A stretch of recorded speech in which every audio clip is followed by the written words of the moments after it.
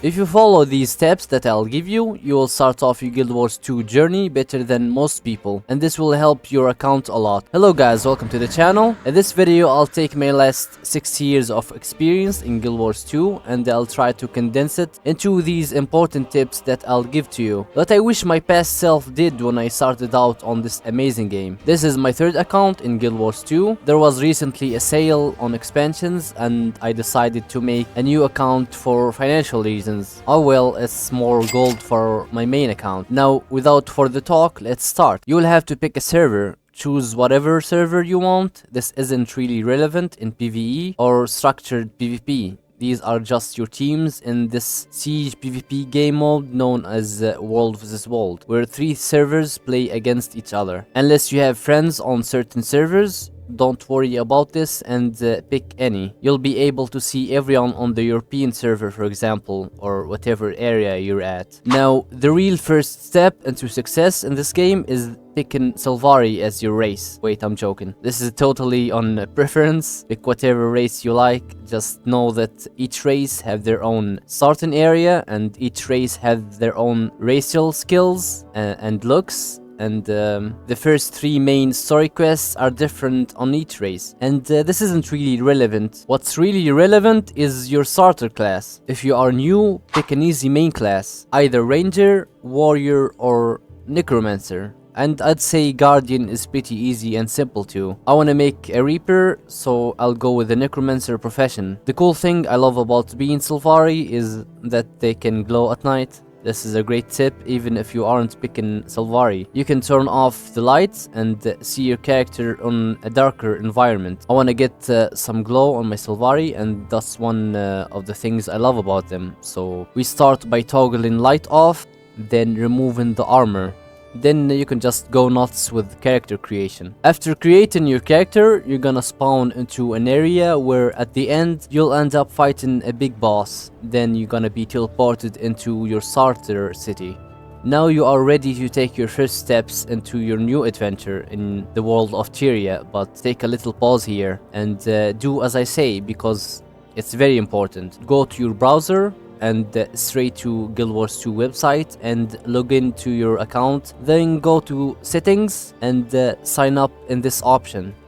If you sign up for the newsletter for Guild Wars 2, then verifying it with your email, you'll get a 24 slot bag mailed to you. This will be a great help for you since you'll encounter a lot of resources and materials along the way that will fill your bag. Now get the bag from your mail and equip it, and while you're here, come here to this gear icon and click it, then choose hide bag. This will make all your bags look into like this one big bag. Now you can move and step into the world of Tyria. Talk to the scout. You'll find these in all maps and they'll guide you on what to do. Pick your first heart to do. These are like quests that will fill by doing not just one thing but multiple stuff around the area. It's like the world is alive and you're helping these NPCs with whatever they need. Do your first heart and try to reach level 3 because we will need it for our next step. By the way, when you finish a heart, you'll unlock an NPC store that will sell you some useful stuff like food, accessories or armor and weapons. So always check it out and try to get whatever you need from the NPC for an upgrade. Now I'll need you to do something. You might say, Ash, come on, just let me play the game already. Well, be patient my friend, I'm just trying to help you. Do you see these 2 swords icon? Now click it, then enter the PvP lobby. In this place you'll be able to try all your skills and even professions. 5 minutes into the game and I can turn into a Reaper. Look how cool it is. This is a nice way to get a taste of what profession you want to level up first. But we aren't here for this. I want you to open your map and teleport here to this waypoint and take the portal. This will take you to the capital city of capitals, Lion's Arch. A cutscene will play, then after that you can come here and unlock this waypoint. Next to it you'll find a bank. I wanted you to unlock this because it's a nice easy access to bank, so whenever your bag is full and you have to put things in the bank. And also Lion's Arch is very important and have a lot of things that we'll need in the future, like trading posts, crafting stations, and many utilities. Alright, since we're here in Lion's Arch, let's take a look around and let me show you the place and what are the things that exist here. This is where you find the trading post where you can sell and buy stuff.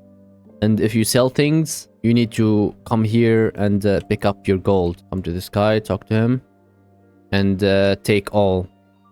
It's the same as when you buy things. You need to come here and pick up your stuff. Here are the places for the crafting stations.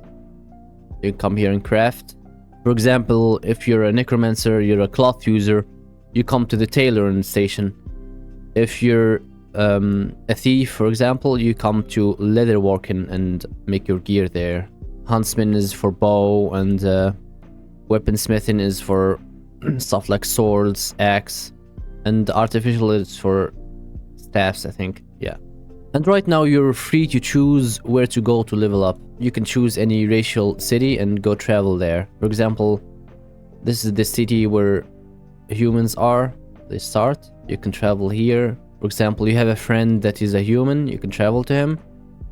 You can travel, for example, to Wayfarer's Foothill.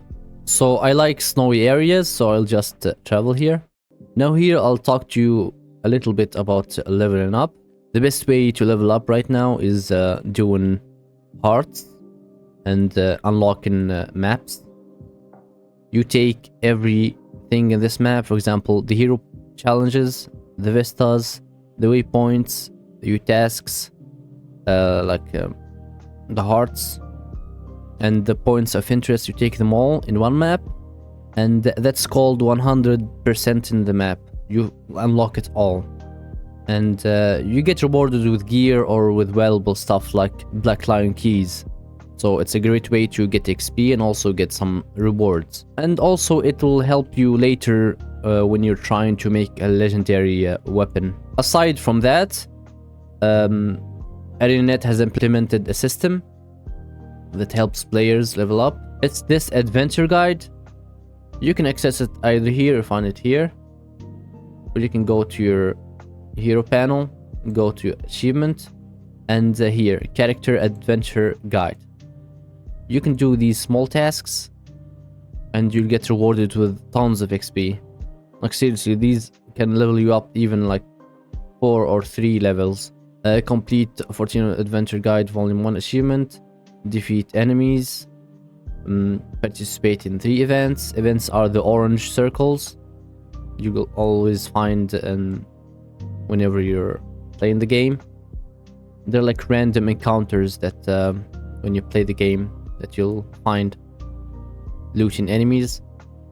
It's just like easy tasks that will reward you later with XP.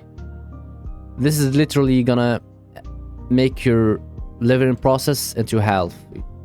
It used to be like harder than this to level up, but when they added this one, made it a lot easier. As you can see, I leveled up just by crossing a waypoint. Anything here in this game will level you up, even reviving allies, killing enemies, walking around, taking points. I'll go here and take this point. The graphics looks really good with my reshade here in this area.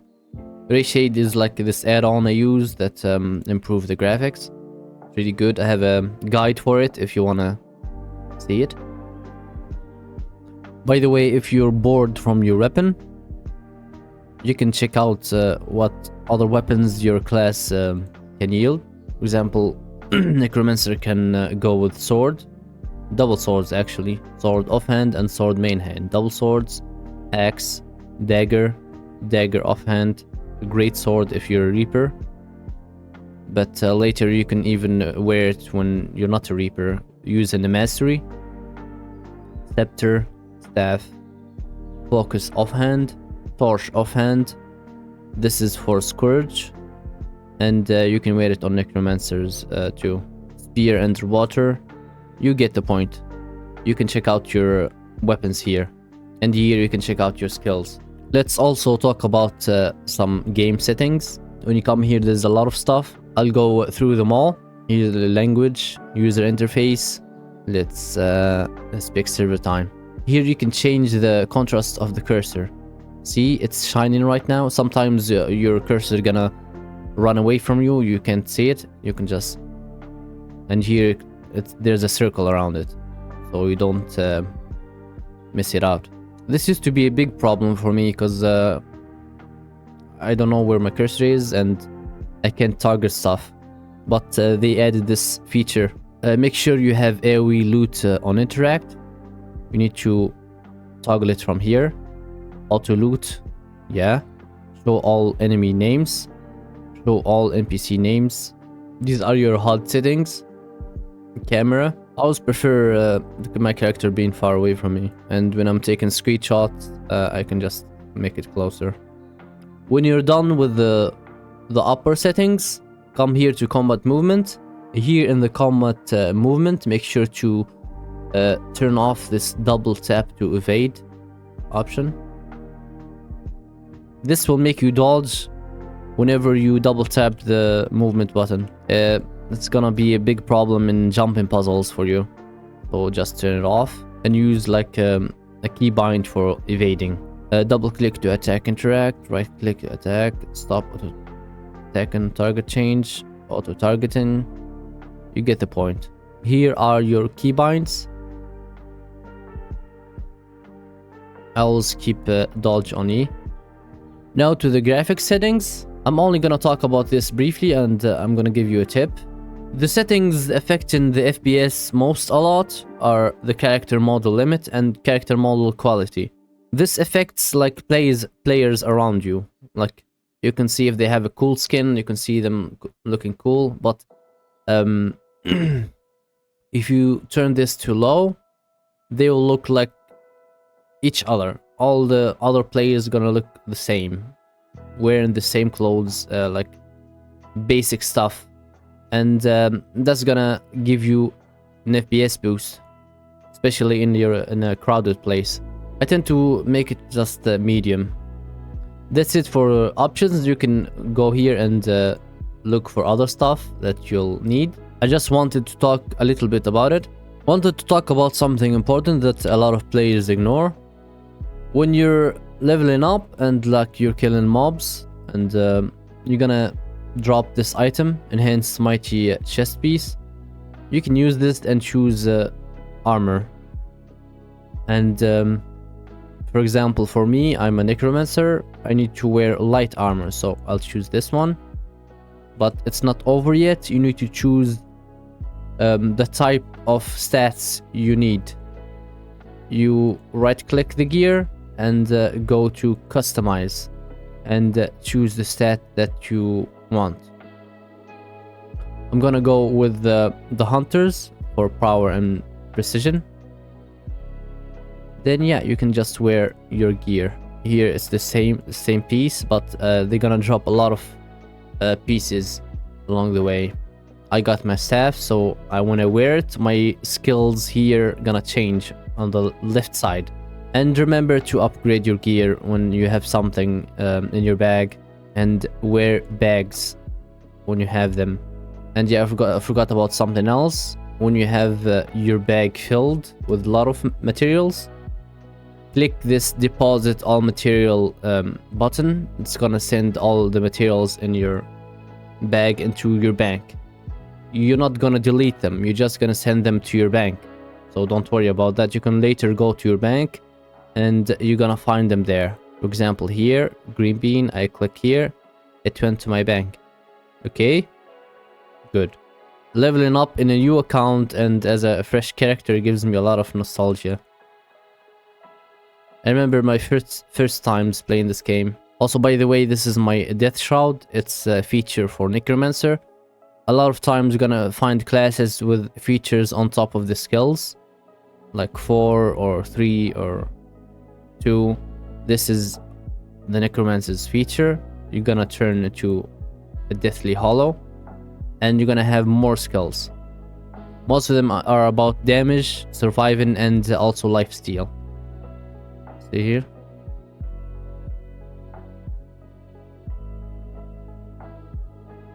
It's cool, I know. And for Necromancer, this bar replaces your health when you're on it. And also it gets replenished when things around you die. You don't have to kill them, but if they die. See, I have more. Playing with the staff is really cool because you're gonna have like a scythe here when you're auto attack. And it have AoE and also healing. So I leveled up till I reached level 10. You're gonna get a letter. This is gonna guide you to your first story, level 10. And you're gonna get your first mount. Raptor mount unlocked. They used to give this mount at level 80. But now they give it to new players that have Breath of Fire expansion unlocked. This mount have special abilities, same as any mount in Guild Wars 2. It have a dash, can be casted twice. Now we're gonna go do our level 10 story, and at level 11 we can have our first skills or specs. You don't need to go through this. If you know where your main city is, just teleport there. I'm in Silvari, so I need to go to the Grove. I'll teleport here. It's gonna guide me through here. The story is important. You should do it. And also it's gonna give you good XP, and it will introduce you to the world, of course, the characters. So now we're at level 11. We can go and choose some skills. I advise you to go with pets. They're really helpful. They're just gonna tank for you while you do damage, and they do damage too. And here are the specs. These are like your trait lines. They help some of your skills or help your weapons or give you stat boosts or even other skills, passive skills. Same as like this. This is the spec for Reaper. Turns me into Reaper. It allows me to wield a greatsword and give me some other things like life siphon on skills, for example. Here, for example, my attacks trigger a skill. Here, gonna give me damage boost and lifesteal. And here, gonna give me quickness and ferocity, which is crit damage. So yeah, that's how trait lines work. They are the most important aspect in any build, and you're gonna have 3 of them. You only can choose 3. The third one being your elite spec, for example, a Reaper, Scourge, Harbinger, Berserker. It's gonna be here on this spot, and the other 2 are your normal specs. Okay, I think I'm gonna end the video here. You can go and finish your story, and if you have more questions, let me know. I think I'm gonna do a second part for this video to get into more stuff, but until now I don't want to overwhelm you with tons of things. You can ask me anything in the comments below, and I'll answer you. And if you're a veteran player and I missed something, please comment it down below so the new players will see it and they'll know. I'll see you guys in the next video. Bye bye.